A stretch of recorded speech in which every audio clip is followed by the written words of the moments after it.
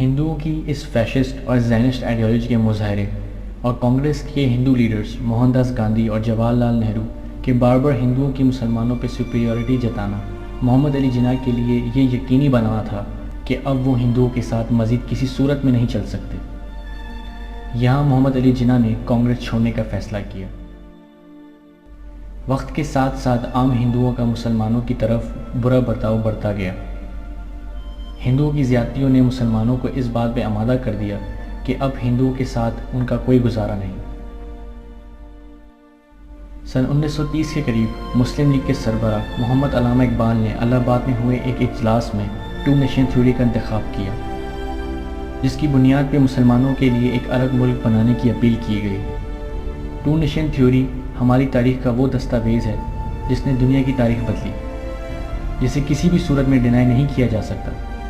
To nation theory کی آسان بنیاد یہ ہے کہ ہندو ایک الگ قوم ہے اور مسلمان ایک بیحد الگ قوم، یہ دونوں کسی صورت میں کو ایگزسٹ نہیں کر سکتے۔ ٹو نیشن تھیوری کا بتانا اس لیے ضروری ہے کیونکہ یہ آج بھی اتنی ہی سچ ہے جتنی اس وقت تھی۔ ہندو اگر مسلمان بن بھی جائیں مگر کوئی بھی مسلمان کبھی ہندو نہیں بن سکتا۔ اس وقت مسلم لیگ کا الگ ہونے کا فیصلہ مسلمانوں کے لیے ایک نیا مقصد تھا جس کو کچھ ہندو آج بھی تسلیم کرتے ہیں۔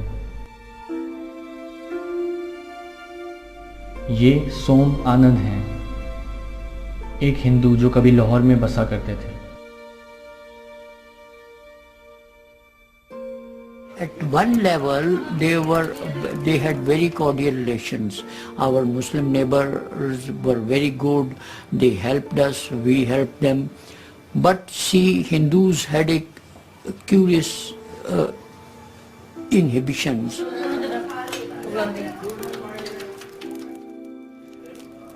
My mother's attitude, she didn't allow any Muslim to enter her kitchen. Any cooked thing from a Muslim home was not allowed to enter the kitchen. When she was eating, she would not allow her Muslim neighbors, the lady, to touch her. So such inhibitions and customs, they kept us apart. اگر بات صرف اپنے زمانے کے عظیم ترین شہر لاہور کی جائے تو وہاں مسلمانوں کو اس نل سے پانی بھی پینے کی اجازت نہیں تھی جس سے ہندو پانی پیا کرتے تھے۔ ظہور الدین اس زمانے کے لاہور میں ریسلنگ چیمپئن تھے۔ باقی اسی لوگ جا کے لگڑے جانے پانی پیندے سن تو چھبیل کو پانی گلاس ہی کچھ سانی سن پیاندے، وہ ایسا پانی بھی نہیں سن پیاندے۔ انہوں نے ایک ایڈی ایڈی لمبی نوزل رکھی سی لوہے کی، وہ اتوں پھڑتے سن تو جتنے تھی بیٹھے ہونا اتوں تک نوزل ہوتی سی، اتوں پانی پانا سی تو اسی ایسا پانی پیندے سن۔ وہ چھو تو بھی سانوں چھو سمجھتا سی ہندو۔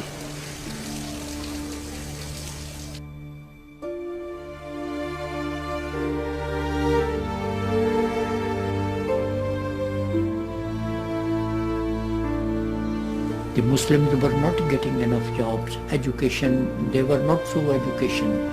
They envied the Hindus who had the best of jobs and they always wanted. That's why the slogan of a Muslim homeland became very popular among the Muslims.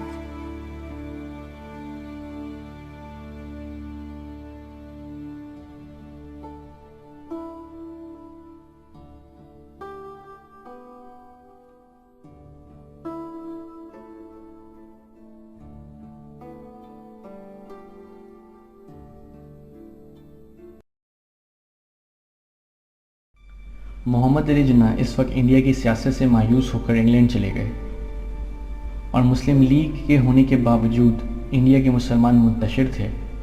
مسلمانوں کو ایک رہنما کی ضرورت تھی۔ محمد علامہ اقبال نے مسلمانوں کی اس حاجت کو صحیح نگاہ سے دیکھا اور سمجھ کر اس پر کام کرنا شروع کر دیا۔ ایک جگہ اپنے فلسفے اور شاعری سے مسلمانوں کو انگریزی جمہوریتی نظام کی سچائی دکھائی اور دلوں میں اسلام کو ریوائیو کیا۔ منتشر مسلمانوں کو ان کی ضرورت کا احساس دلا کر ان کو ایک قائد کا منتظر بنا دیا۔ اور دوسری جگہ سن 1931 میں علامہ اقبال محمد علی جناح کو واپس انڈیا لے کر آئے، ان کو مسلم لیگ کی قیادت سنبھالنے پر کنونس کیا۔ علامہ اقبال محمد جناح کی قائدانہ شخصیت سے واقف تھے. اپنی شاہین جیسی نگاہ کو محمد علی جناح کے چیتے جیسے جگر میں ڈال کر علامہ اقبال نے محمد علی جناح کو قائد اعظم محمد علی جناح بنا دیا.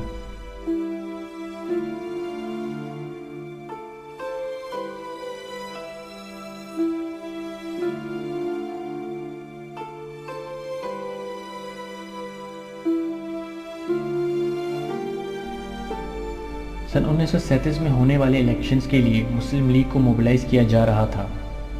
قائد اعظم نے ایڑی چوٹی کا زور لگایا, پورے انڈیا میں دورے کیے, پوری کوشش کی کہ کسی طرح مسلمانوں کو موبلائز کریں, لیکن 1937 کے انتخابات میں کانگریس بھاری اکثریت سے جیت گئی. مسلم لیگ کو بہت بری شکست ہوئی اور کانگریس انگریزی حکومت کے نیچے تقریباً انڈیا کے ہر صوبے میں اپنی حکومت بنانے میں کامیاب ہو گئی. ہندوؤں کو پہلی بار 1200 سال بعد انڈیا میں حکومت کرنے کا موقع ملا اور کانگریسی حکومت میں ہندو کی ریسسٹ, فیشسٹ اور زائنسٹ آئیڈیالوجی پوری طرح سے ابھر کے سامنے آئی. کانگریس کی حکومت میں ہندو تھاٹ پروسیس پوری طرح ریپرزینٹ ہوا. مسلمانوں کے گائے ذبح کرنے پر پابندی لگا دی گئی, مسلمانوں کی نئی مسجدیں بنانے میں پابندی لگا دی گئی, مسلمانوں کو ہندو بھجن اور ہندو ترانے پڑھنے پر مجبور کیا گیا اور ہندو مورتیوں کو پوجنے پر مجبور کیا گیا. اردو زبان پہ پابندی لگا دی گئی, مسلمانوں کو زبردستی سنسکرت اور ہندی سیکھنے پر مجبور کیا گیا. یہ ساری باتیں اتنی خوفناک تھیں کہ ہندوستان کے وہ مسلمان بھی ڈھل کے رہ گئے جو کانگریس سے اتفاق کرتے تھے.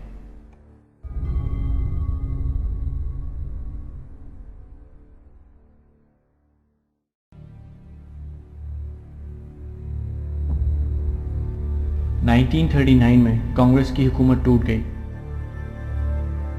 جس کے ٹوٹنے پر قائد اعظم نے مسلمانوں کو دی ڈے آف ڈیلیورنس یعنی یوم نجات منانے کو کہا کہ ان کو اب ہندوؤں کی حکومت سے نجات مل چکا تھا. اس کے ساتھ ساتھ مسلمانوں کو اس بات کا احساس اور فکر بھی ہو گئی کہ جہاں انگریزی حکومت کے ہونے کے باوجود ہندوؤں نے ایسا ناقابل برداشت رویہ اختیار کیا, وہاں پوری طرح سے ہندوستان میں حکومت کرنے پر یہ مسلمانوں کا کیا حشر کریں گے.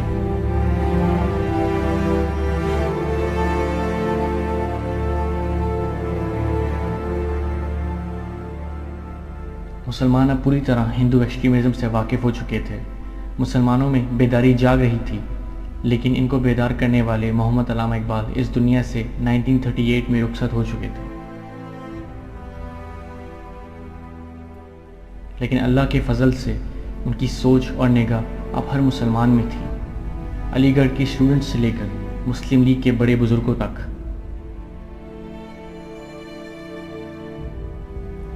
انڈیا کے تقریباً سبھی مسلمان مسلم لیگ کو سپورٹ کرنے لگے.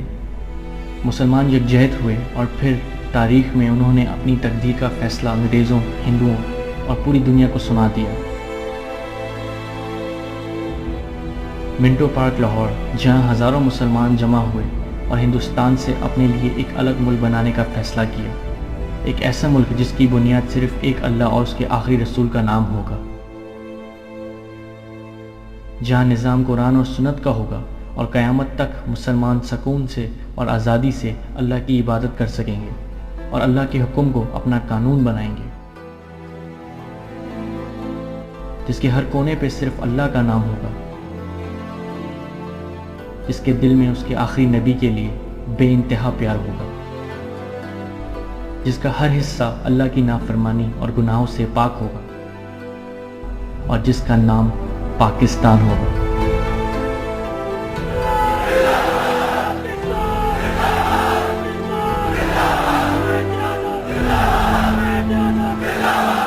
تیئیس مارچ 1940 مسلم لیگ کی رہنمائی میں مسلمانوں نے پاکستان ریزولوشن پاس کیا.